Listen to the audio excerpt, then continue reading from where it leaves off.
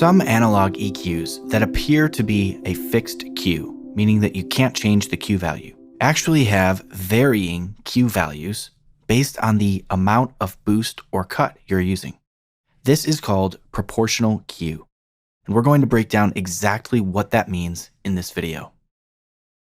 We call it proportional Q because the Q factor is proportional to the amount of boost or cut we have on each band. Proportional Q was first introduced by API, and it was a result of the analog circuit design of their EQs. Let's take a look at exactly how this works and why it has resulted in some of the most popular EQs in the industry. When you're using a proportional Q EQ, like the FGA, as you turn up the amount of boost or cut, the Q actually gets narrower. A small boost, like 2 decibels, will have a broader Q. A more dramatic boost, like 12 decibels, is going to have a very narrow Q.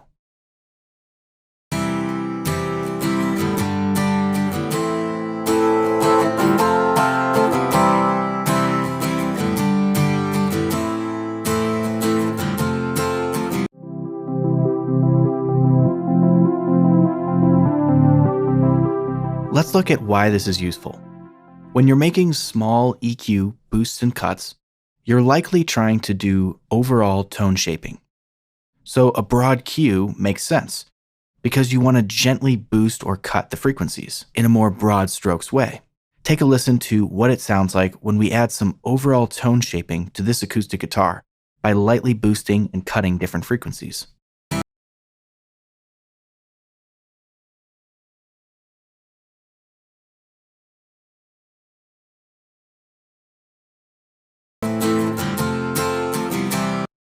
We're able to very gently lift up the high frequencies and high mid frequencies with a 2 dB boost, and we're able to subtly cut the low and low mid frequencies. But let's say you really wanted to carve out an unpleasant frequency in a track.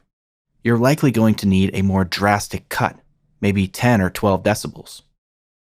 Because it's a more drastic cut, the Q will be narrower, focusing in on just the problem frequencies and leaving the rest alone.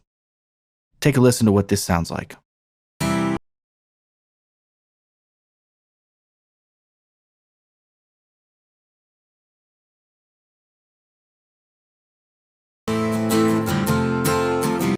This is proportional Q and how it works.